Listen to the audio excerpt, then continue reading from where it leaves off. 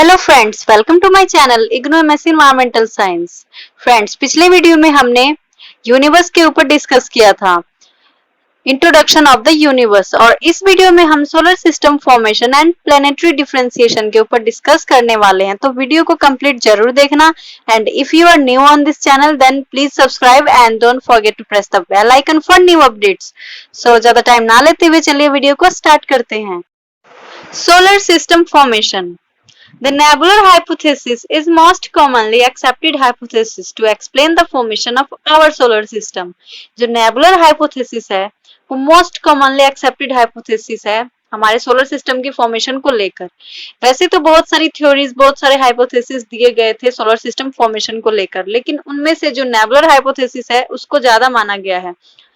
तो ये दिया किसने था? इमैनुअल कैंट ने, और इसको ही आगे साइंटिस्टों ने बढ़ाया था।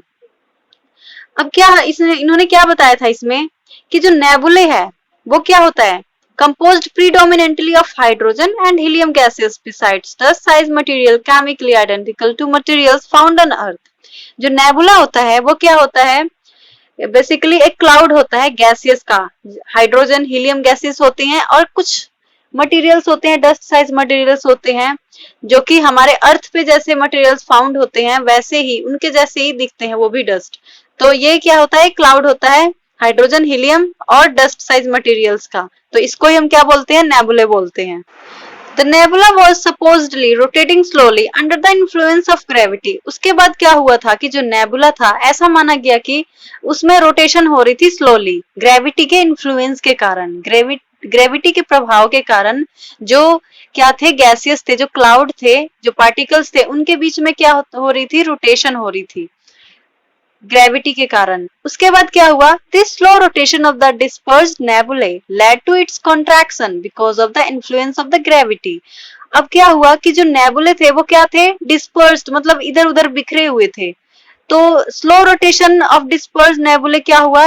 इनके अंदर कॉन्ट्रैक्शन होने लगी। स्लो रोटेशन हो रही थी, उसके बाद क्या हुआ? कॉन्ट्रैक्शन होने लगा। देन क्या हुआ? Because of the influence of gravity, gravity के इन्फ्लुएंस के कारण। देन कॉन्ट्रैक्शन किस में चेंज हो गया? Faster rotation of the material, faster rotation में चेंज हो गया। अब इनके बीच में रोटेशन जो हो रही थी वो फास्टर हो गई। उसके बाद क्या हुआ? नेबुला की एक फ्लैटनिंग हो गई, किसमें? डिस्क शेप में। Flattening of the nebulae into a disc shape, disc shape में चेंज हो गया। Due to gravity accumulation of the materials of the nebulae at the centre. Then क्या हुआ? ग्रेविटी के कारण जो कुछ मटेरियल्स थे वो क्या हुए? नेबुले के सेंटर में आके इकट्ठे होने लगे, जिससे क्या हुआ? प्रोटोसन बना। अगेन बता देती हूँ, देखिए जो नेबुला था ऐसा माना गया कि उसमें क्या हो रही थी? स्लो रोटेशन हो रही थी ग्रेविटी के कारण। उसके बाद क्या हुआ? स्लो रोटेशन किस में चेंज हो गया? मतलब कि इनमें क्या हुआ? कॉन्ट्रैक्शन हुआ। ठीक है, जो इधर उधर फैले हुए थे वो आपस में क्या होने लगे? टकराने लगे, इन्फ्लुएंस ऑफ ग्रेविटी के कारण। उसके बाद ये contraction, faster rotation of material, contraction हुई तो उनकी क्या हुई?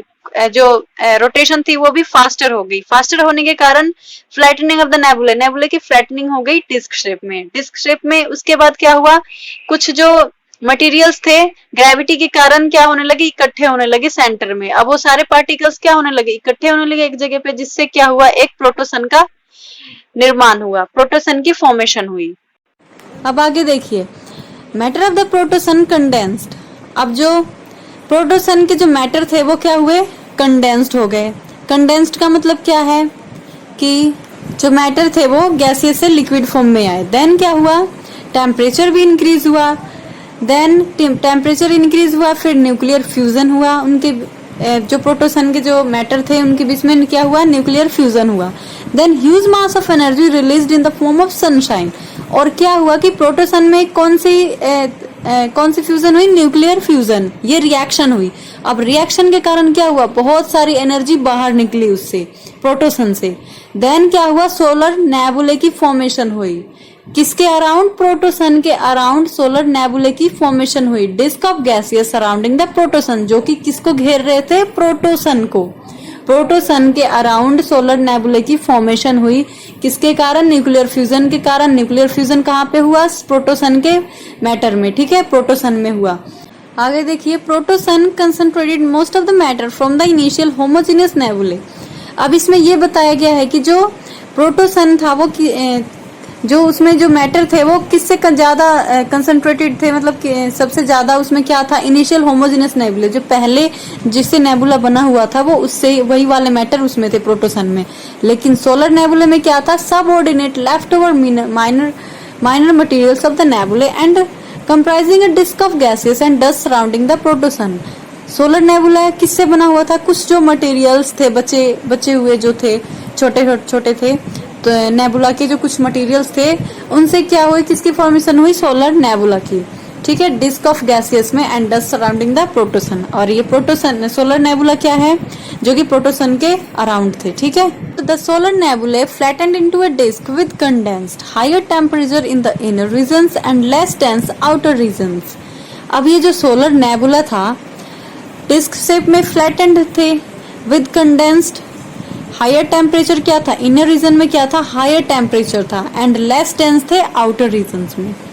देन ग्रेविटेशनल अट्रैक्शन, मतलब कि जो इनके जो सोलर नेबुला के जो मटेरियल्स थे उनके बीच में भी क्या होने लगा, अट्रैक्शन होने लगा। Accretion of fine dust materials, तो क्या होने लगे, अट्रैक्शन हुआ, फाइन कुछ मटेरियल्स का क्या हुआ, एक्रीशन हुआ, इकट्ठे होने लगे। देन क्या बना, प्लैंटेसिमल्स। प्लैंटेसिमल्स क्या होता है, जो कि छोटे साइज में क्या होते हैं, छोटे होते हैं, लाइक जैसे कि मेटेरोइड से भी छोटे।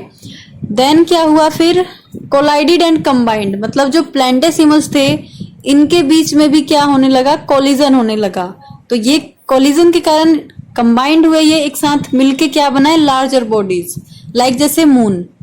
उसके बाद फिर क्या हुआ, लार्जर बॉडीज बनी, लार्जर बॉडीज के में भी क्या होने लगा, कोलिजन होने लगा under the effect of gravity. Gravity तो थी, तो इसके इफेक्ट के कारण क्या हुआ, फिर प्लेनेट का निर्माण हुआ। तो इस तरह से planet, the process of planet formation was completed approximately in a time span of 10 million years after the condensation of the nebula. जो प्लेनेट की फॉर्मेशन जो कंप्लीट हुआ था वो इसको कितना टाइम लगा था, 10 मिलियन ऑफ ईयर्स लगे थे। नेबुला, जो सोलर नेबुला की जो क्या हुई थी, फॉर्मेशन हुई थी, कंडेंसेशन हुआ था, उसके बाद 10 मिलियंस लगे थे ये फॉर्म होने के बाद, सोलर नेबुला फॉर्म होने के बाद। Outer planets formed from inner planets. अब ऐसा माना गया जो आउटर प्लैनेट्स है वो किससे मिलके बने हैं, इनर प्लैनेट से मिलके बने हैं। पहले क्या हुई थी, इनर प्लैनेट्स की फॉर्मेशन हुई थी, देन आउटर प्लैनेट्स की, और आउटर प्लैनेट्स इनर प्लैनेट से बने हैं। अब कैसे बने, volatile materials from these planets were boiled away because of their nearness to sun and blown away by the solar winds far off from the sun, forming cold gaseous outer planets। जो कुछ volatile materials थे जो वहां पे नहीं रह सकते थे, तो क्या हुआ, वहां पे टेम्परेचर ज्यादा था, इनर रीजन। अब देखिए जो volatile materials होते हैं वो क्या होते हैं, नॉर्मल टेम्परेचर पे भी वेपोराइज हो जाते हैं, उनके क्या बन जाते हैं, वेपर बन जाते हैं। लेकिन क्या था, इनर रीजन में क्या था, टेम्परेचर ज्यादा था, तो ज्यादा टेम्परेचर होने के कारण क्या हुआ कि जो मटेरियल्स थे वो क्या हो गए, वहां से दूर चले गए। दूर जाने के कारण किसकी फॉर्मेशन हो गई, आउटर प्लैनेट्स की। तो क्या हुआ फिर, volatile materials from these planets were boiled away because of their nearness to sun and blown away by the solar winds। solar winds के कारण क्या हुए, उससे बाहर आ गए, far off from the sun, sun से क्या चले गए, दूर चले गए, forming cold gaseous outer planets।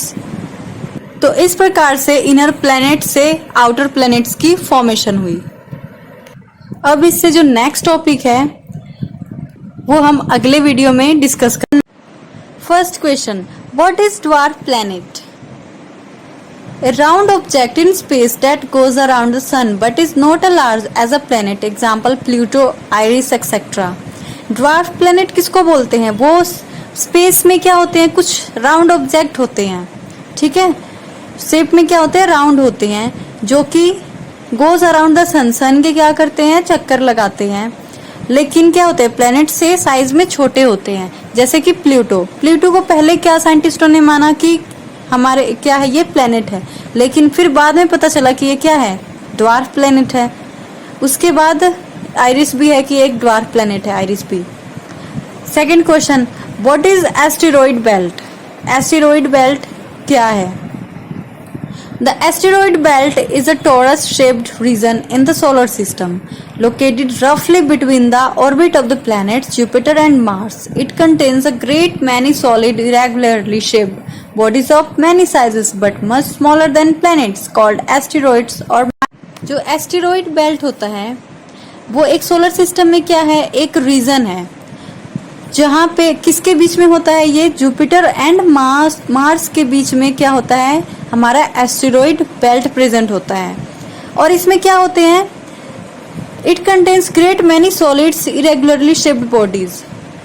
तो इसमें छोटे छोटे क्या होते हैं, या बड़े साइज में भी छोटे साइज में भी क्या होते हैं, कुछ बॉडीज होती हैं जो कि प्लैनेट से क्या होती है, छोटी होती हैं, जिनको हम क्या बोलते हैं, एस्टेरॉइड या माइनर प्लैनेट्स भी बोलते हैं, या ड्वार्फ प्लैनेट भी बोल सकते हैं। तो ये छोटे छोटे क्या होते हैं, मटेरियल्स फाउंड होते हैं एस्टेरॉइड बेल्ट में। What are comets? Comets are a aggregate of dust and ice.